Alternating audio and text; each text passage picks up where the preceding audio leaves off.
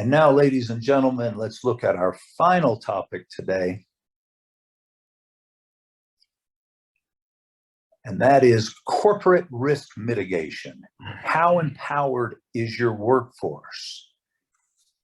It's going to be presented today by Mr. Dale Buckner. As you'll see on this next slide, Dale is a retired Special Forces Green Beret officer. He's the founder, president, and CEO of Global Guardian.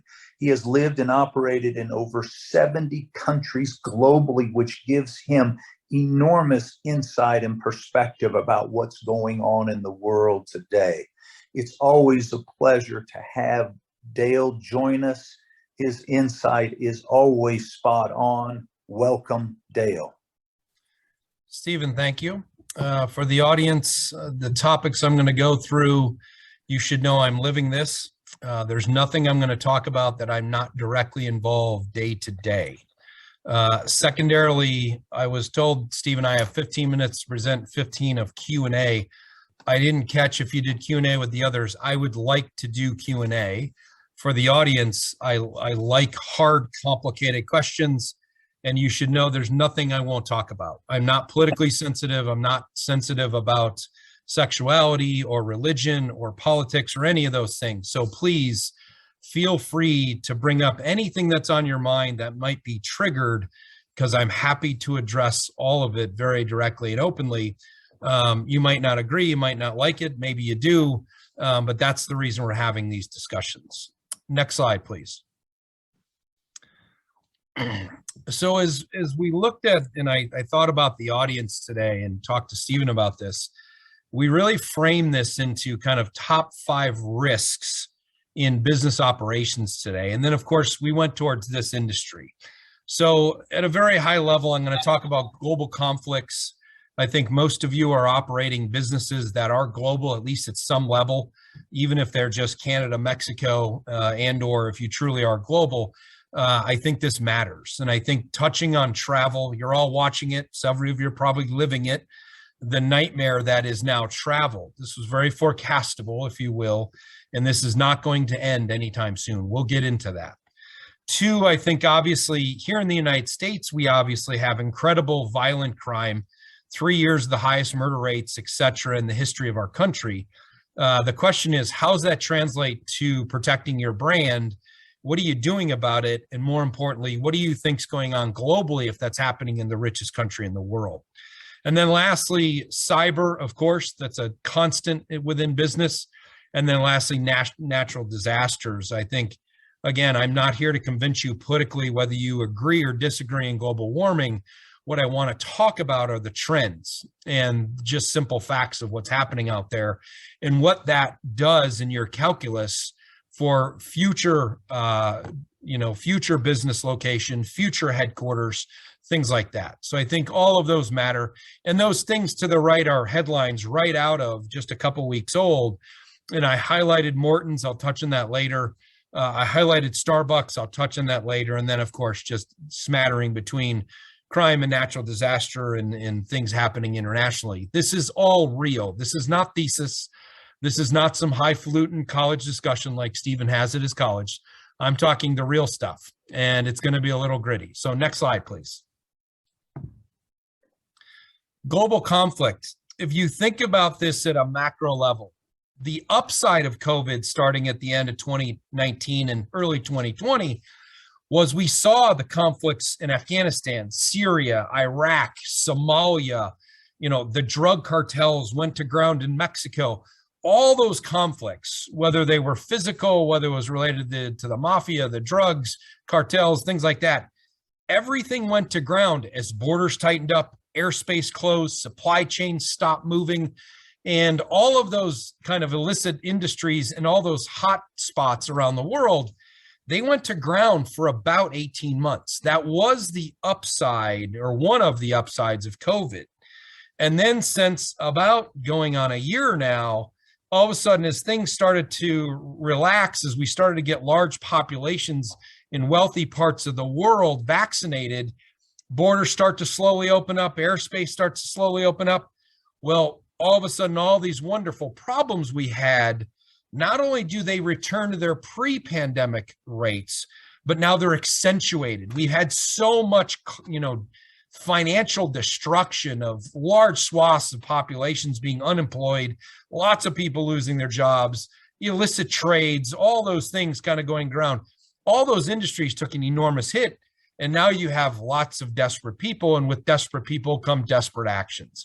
So I think kind of my outline to all of you is, if you're operating in a medium risk environment prior to COVID, you have to assume for the next 18 to 24 months that that environment's now gone to high. And if it was a high risk environment, it's probably gone to extreme high. Ultimately, you're seeing this play out not only as we look at what's happening with travel. You're seeing increased rates of kidnap and ransom, increase of cyber for travelers, increase of all those things that go along with travel in some of these markets. And then lastly, as you look at the bottom, that map on the right kind of coincides with this, and it's really lit up like a Christmas tree again. All of these hotspots are worse than they were back in 2019 because of that financial carnage. So as you look at that, I think part of the calculus is, what are you doing to protect your people, your infrastructure, and how you communicate in these markets? All of that matters. And if you're contemplating opening a new business operation in one of these markets, I would look very hard at Eastern Europe. You might want to pause. I would look hard at parts of Africa or the Middle East. You might want to pause. There are reasons to take a pause and see how this plays out over the next 15 to 24 months. Excuse me, because no one knows where this lands yet. We don't know if where Russia landed in the Ukraine, if that's where it stops or does it continue. No one has that answer. And I think it's worthy of taking a pause and looking at those things very hard as you move forward. Next slide. Travel, of course, I kind of hit on this. Not only is travel miserable right now because there's a shortage of pilots, planes, and all of the supply chain things that are associated with airports and travel, none of it's fully come back. And I think it's going to take years to come back. This is not going to be solved in the short term. I think more importantly, here's the question to the audience. Over the last 3 years, when you think of the big business global disruptions we've had, COVID, the failure of the Indian medical supply, the fall of Afghanistan, the fall of Ukraine, and everything that came with those major disruptions as we went through COVID. My question to all of you is, did your insurance perform well? Did they serve your COVID? Did they serve medical evac for your clients that got sick globally and fly them back to the United States or to Europe? Did, when the medical system fall apart, did Cigna, United Healthcare, these large big box health insurance firms help? And did MedJet, ISOS, firms like us, did they medically evac people out of India efficiently or not? And if they didn't, then I think you need to relook those models. Ultimately, I think this term duty of care, where you travel track people's flights and hotels, you give them an intelligence brief, people think somehow that combined with cheap insurance is duty of care. And the reality is insurance doesn't cover pandemics. The reality is duty of care providers didn't go rushing into Russia or the Ukraine when the Russians invaded the Ukraine. As you look at this, all of these failures combined over the last 3 years should be a red flag to you. You've got an HR director, you've got a security manager. If they're failing year in and year out because these platforms won't operate in terrorism, they won't operate after an earthquake or hurricane, they won't operate in a war zone or conflict zone, they won't operate in the middle of a pandemic, then why do you have them is the question. Ultimately, this keeps failing because you're buying indemnified platforms that don't cover terrorism, war zones, conflict, COVID, so on and so forth.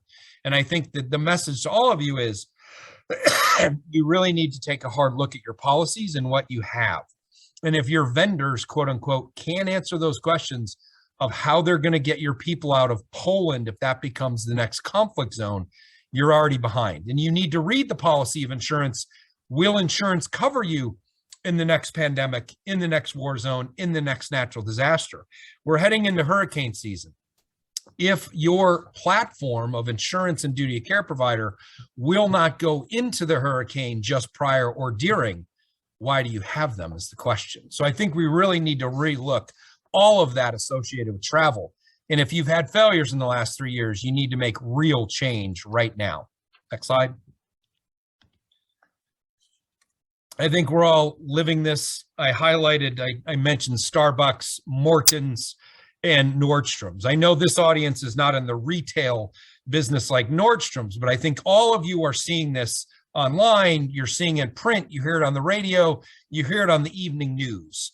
I would simply say this, and I don't mean to sound like Darth Vader and super dark, but I think there is an acknowledgement that, again, the richest country in the world, the United States, we are literally watching the contract, the social contract breakdown between our citizenship and our government. And again, I'm not here politically trying to push you one side or the other. Does not matter. The simple fact is there's a social contract between our citizenship where we trust our government to provide essential services: food, water, electricity, communication grid, transportation grid, so on and so forth, policing. You're watching all of these systems start to break down. The fact that we are having the highest murder rate, the highest automobile theft rate, the highest spouse abuse rate, the highest child abuse rate that we've ever had literally in the history of our country tells you we're on the precipice of something. And here's my message to the audience. 2 things. 1, I don't think we're going back. I think this is the new norm. I think ultimately within 50 years, the United States lives like Brazil. The wealthy live behind 20-foot walls with cameras and barbed wire and have bodyguards and armored vehicles. And the rest of the society lives without those things and has vulnerabilities the rich don't. We're going in that direction. I don't think we'll go as fast as the third world, but clearly there is indicators that we're going in that direction. The second part is, what does that mean to you as a business leader? Are you training your employees for these kinds of activities in your restaurant, in your business? Are they prepared? Are you putting in leveraging technology so you can respond to these incidents? Are you prepared? Ultimately, I think the message to the audience is we are having a societal change. I don't think we're going backwards. I think we're going to go forward. This only gets worse. And the question is, are you postured in your business to deal with these things? Have you run tabletops? Have you sat with your general counsel, HR director, and your security manager and work through these scenarios? Are you prepared? Because make no mistake, insurance is not going to cover it. Your standard duty of care is not going to cover it. You really have to think in a very different way to deal with these societal problems and your brand that is going to be exposed. Next slide. Dale, if I could jump in just real quick. Bringing this home, what Derek's thoughts were about foreseeability, this is a perfect example. As you're pointing out, these circumstances are happening more and more, and it's becoming very foreseeable that people will approach celebrities or politicians in venues that they normally, or at least previously wouldn't have. You're seeing more violence occurring in venues, protests occurring. So I just want to make sure we tie those dots together. And Dale, here, just another example that you and I just spoke about yesterday was the Love Field incident where the woman shot the gun off.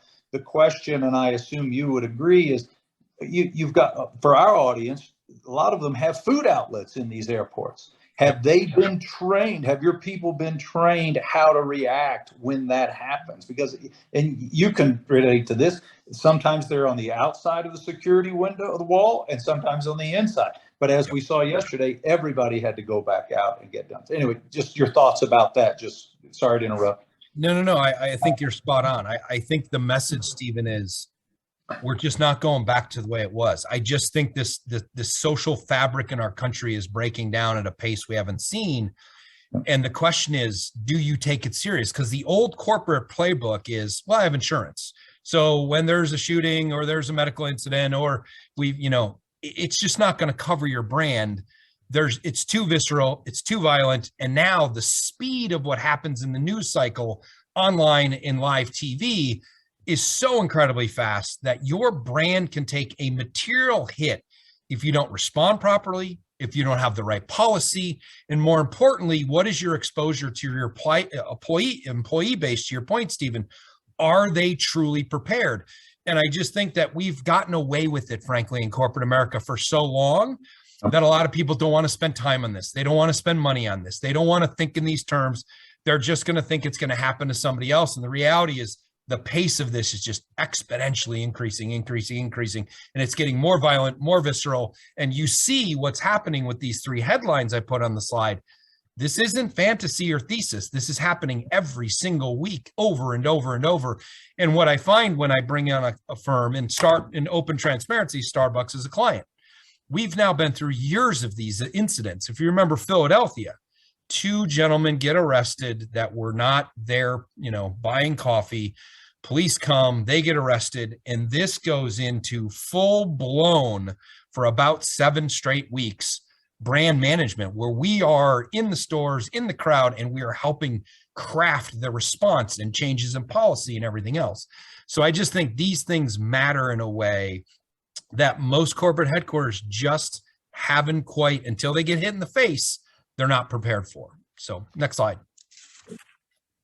And this is just to reinforce, again, I hate to be Darth Vader and the dark voice of everything's bad. At the same time, I simply want to say this. Factually, we've never had more murders in the history of our country ever since we started keeping the data.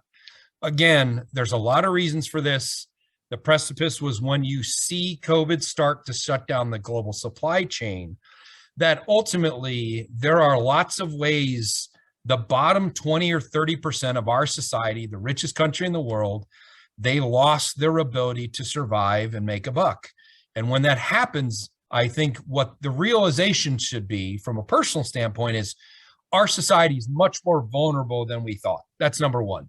Number two, going back to from a business and a leader position, are you thinking in these terms, and are you preparing your business for the next guy who walks in and fires off a gun and kills 5 people, and then you've got a melee in your hand? Are you ready for that?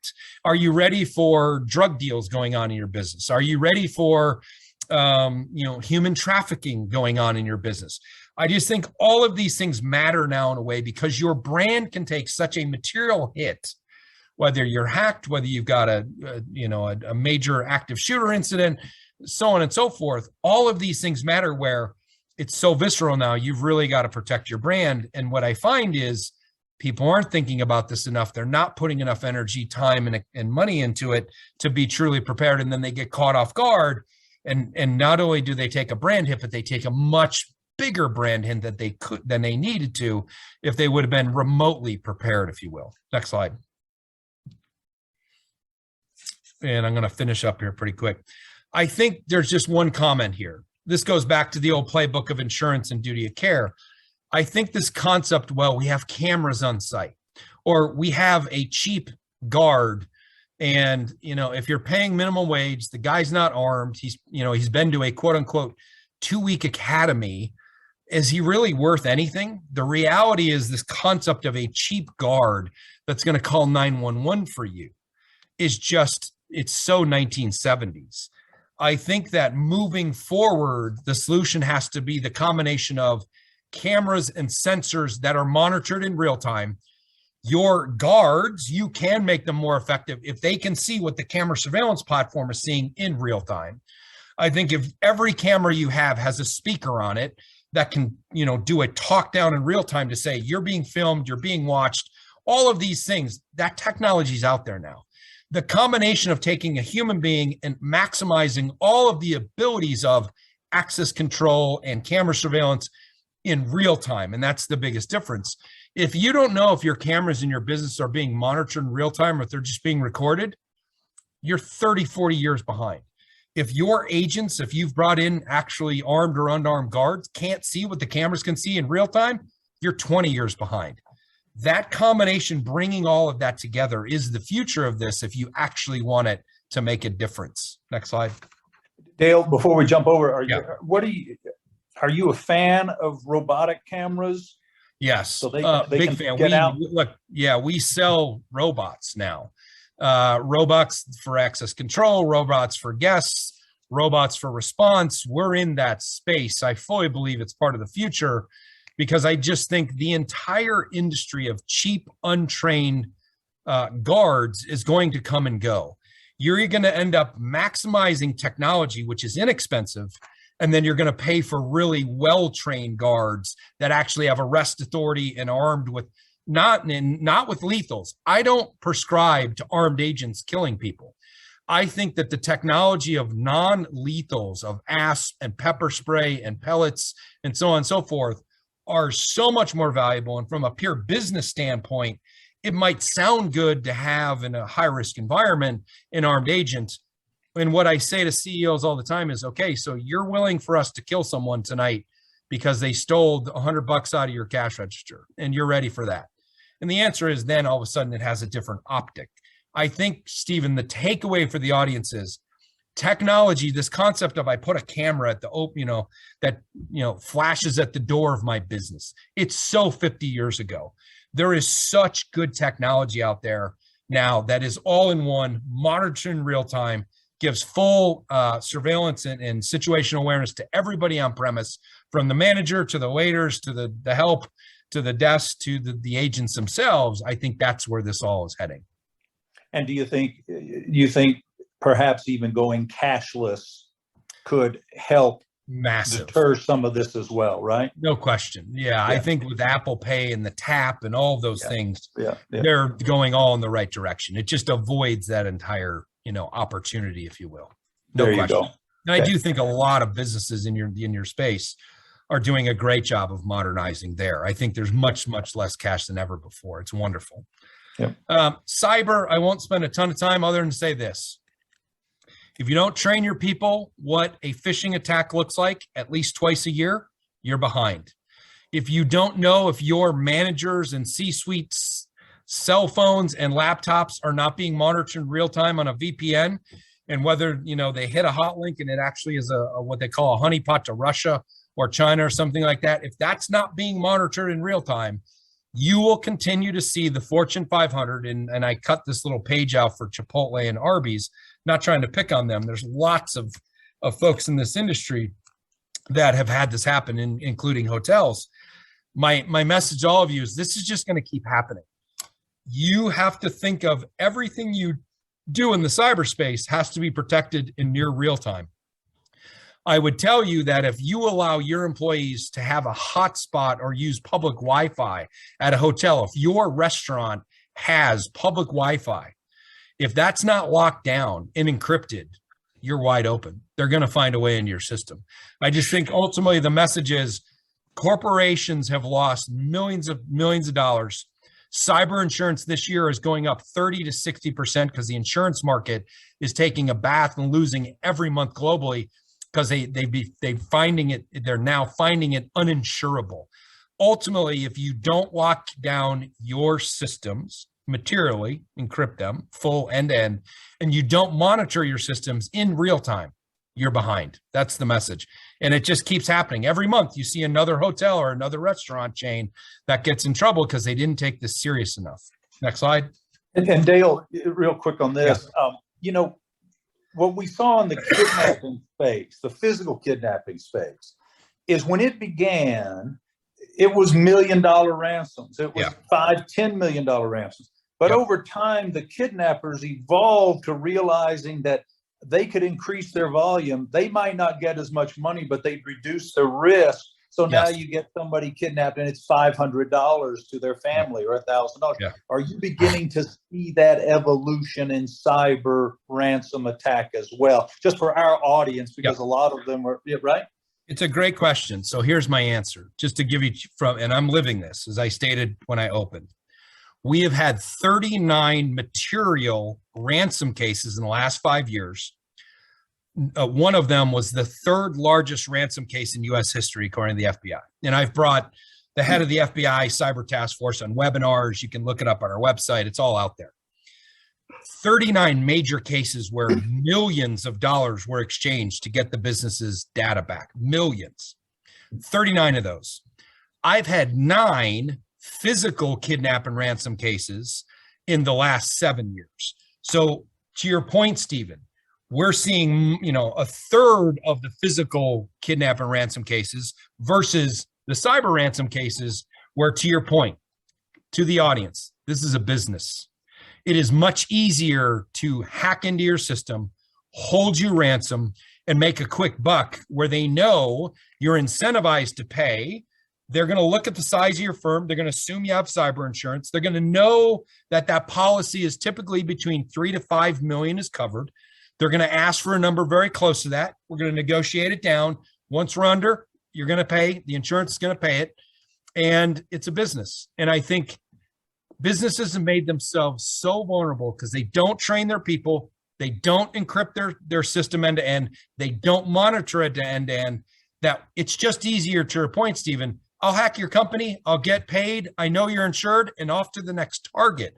Unless you make yourself a hard target, why do I even want to mess with trying to kidnap in Mexico City one of your employees? It's messy. It's harder. So this has really changed materially in the calculus in the ransom business. Yeah, very good. And real quick, Dale, just a little bit of your insight on VPNs, because I know from listening to you before, not all VPNs are what equal. they appear to be, right? That's right. So your large commercial VPNs, what you're going to find if you do just the slightest bit of research, is they're not secure. They're actually not encrypted end to end, and they're not monitored. So you can go buy a cheap commercial large big box VPN. The reality is it's vulnerable. So you've got to be incredibly careful about what VPN platform you're utilizing. And then you've got to get your chief information security officer or a firm like us to do the due diligence to ensure that it truly is an encrypted end-to-end system.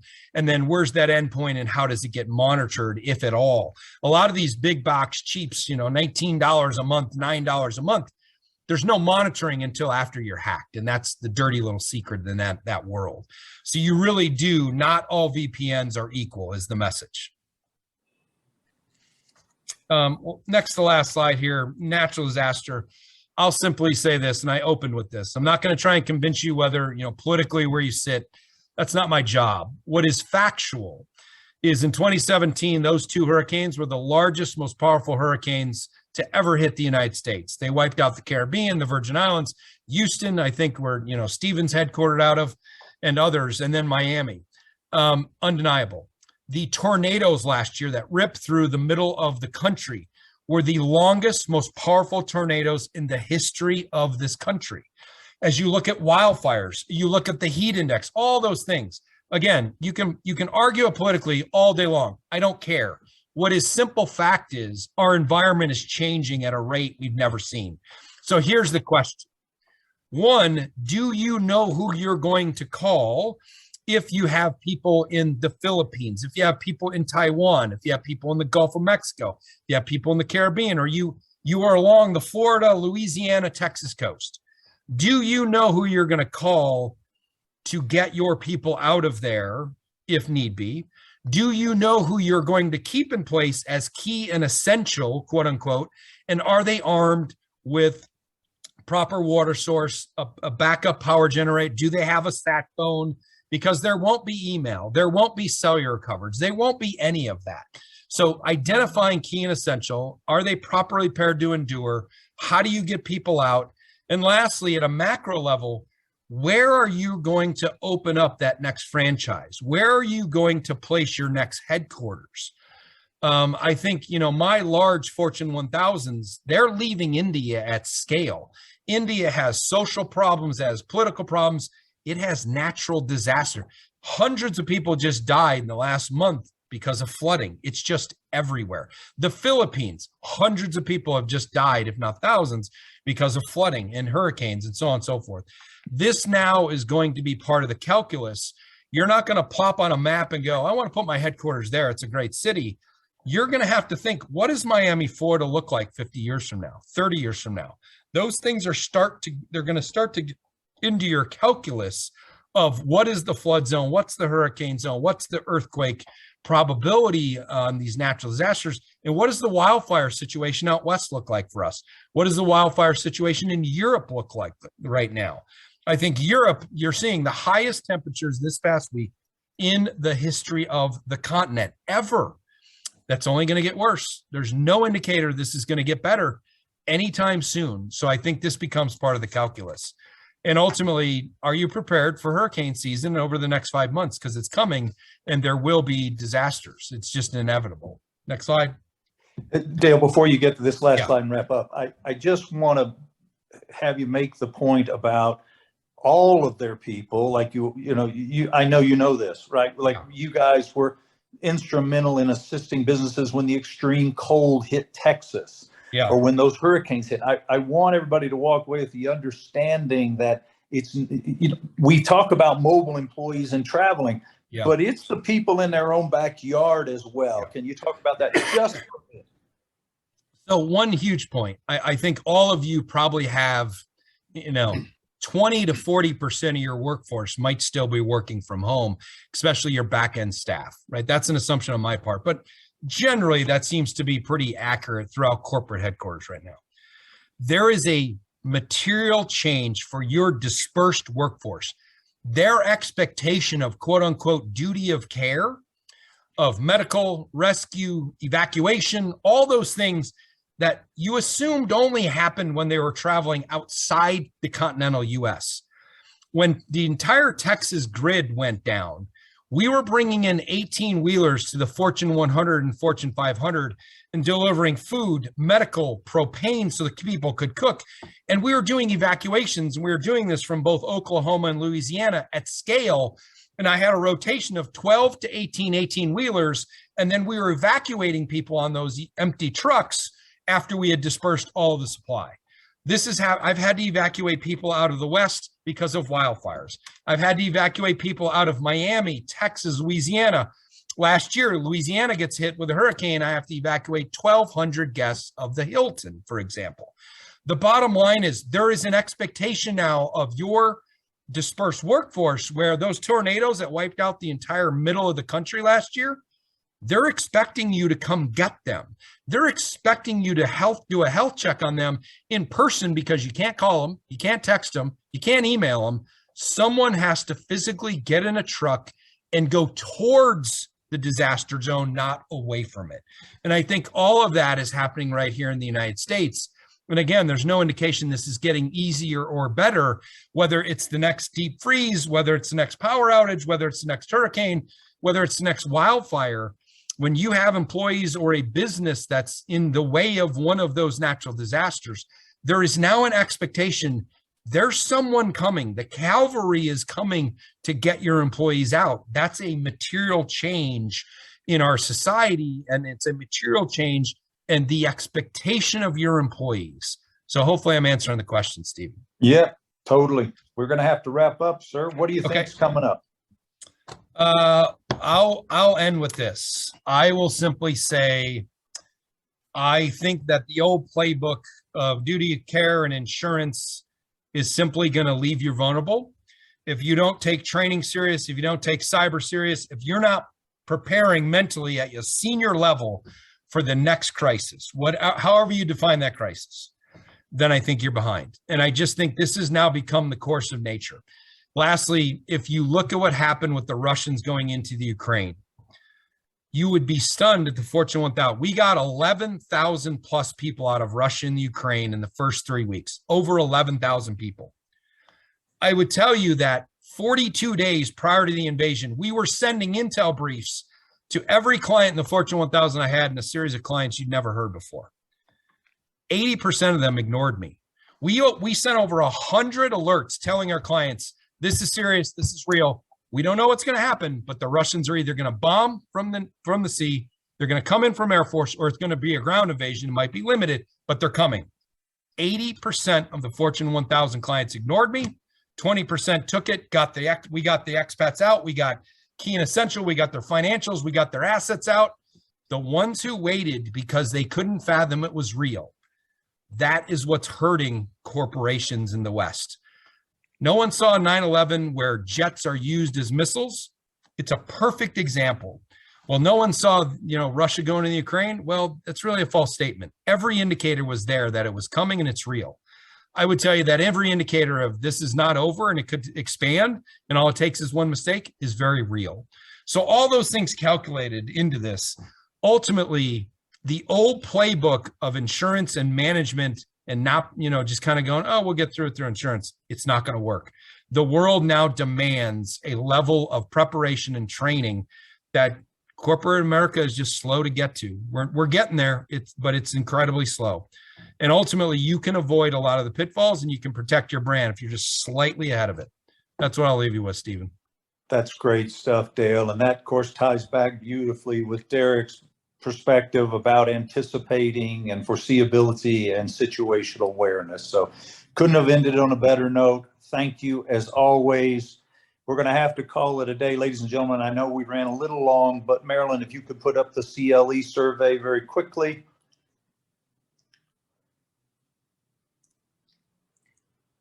There you go. And while you're doing that, I'd like to say thank you. Quick reminder about our programs coming up in the future. Our food service management program coming up in November, and of course our Washington, D.C. conference at the Army Navy Country Club coming up on October 12th. Look forward to having you guys join us there. Thank you, everyone.